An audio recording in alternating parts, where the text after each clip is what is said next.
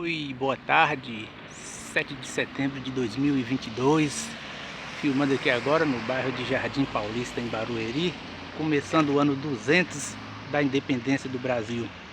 Tá difícil gravar aqui agora no momento, tá chovendo, eu tô com guarda-chuva, mas eu vou tentar falar um pouquinho sobre o processo de independência, que é considerado o ato mais importante que ocorreu na história do nosso país, politicamente falando, né? A independência do Brasil foi um processo de separação entre nossa nação e Portugal, que teve início com a Revolução Liberal do Porto em 1820 e culminou com a nossa independência em 1822, proclamada pelo regente Dom Pedro I. Foi coroado regente Dom Pedro I, mas que naquele momento ele era príncipe regente. Mas como eu gosto de trabalhar muito com causa e consequência, eu fui em busca de outras causas, como temos as causas das causas. Então tudo iniciou foi quando Napoleão Bonaparte, que era o imperador francês Napoleão Bonaparte, invadiu a Península Ibérica, invadiu Portugal na chamada Guerra Peninsular, que foi uma das guerras napoleônicas. Isso forçou a saída imediata da família real portuguesa para o Brasil, inclusive o rei Dom João VI.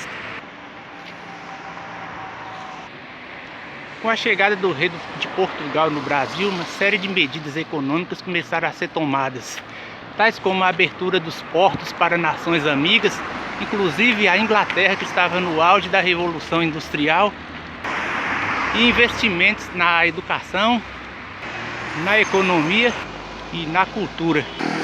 Por exemplo, na cidade de Salvador, na Bahia, foi criada uma loteria para arrecadação de fundos de investimento para o teatro da cidade, as obras de construção do teatro da cidade.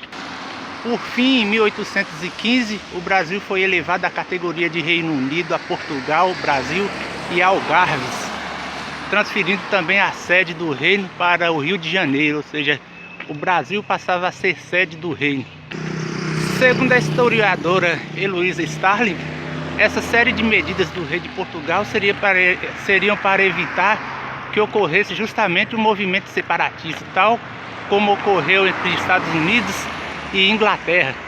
Mas, como nós sabemos, ocorreu exatamente o contrário. Após a segunda prisão de Napoleão Bonaparte, começou uma série de revoltas em Portugal. Começou a Revolução Liberal do Porto, que exigia o retorno do rei e exigia também que a sede do reino fosse transferida de novo para Portugal.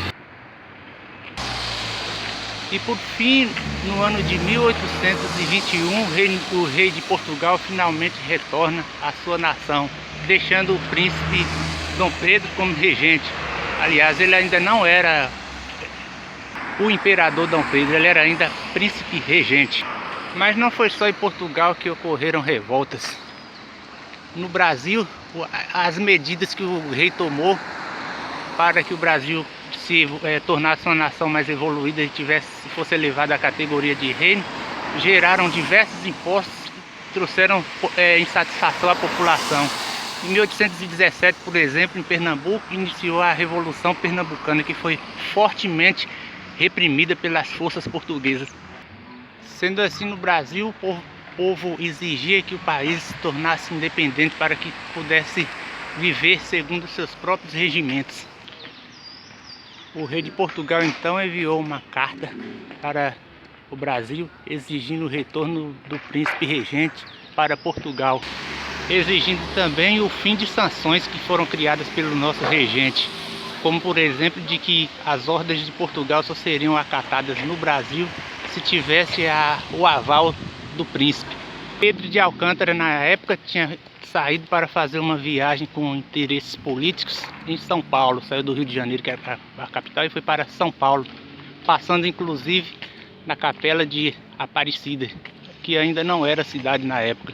A esposa de Dom Pedro, Dona Maria Leopoldina, então recebeu a carta e organizou lá um evento, uma assembleia, chegando à conclusão da necessidade da independência do Brasil. Ela então enviou a carta por um mensageiro a Dom Pedro, e o mensageiro o alcançou na altura de São Paulo. aconselhado por José Bonifácio de Andrada e Silva.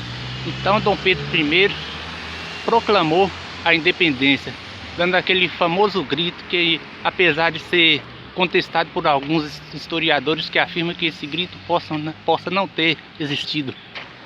Sendo assim, surgia como nação independente o Brasil, um país com proporções continentais e que seria um dos maiores produtores de alimentos do mundo, é nossa condição da atualidade, e um dos países extremamente rico culturalmente.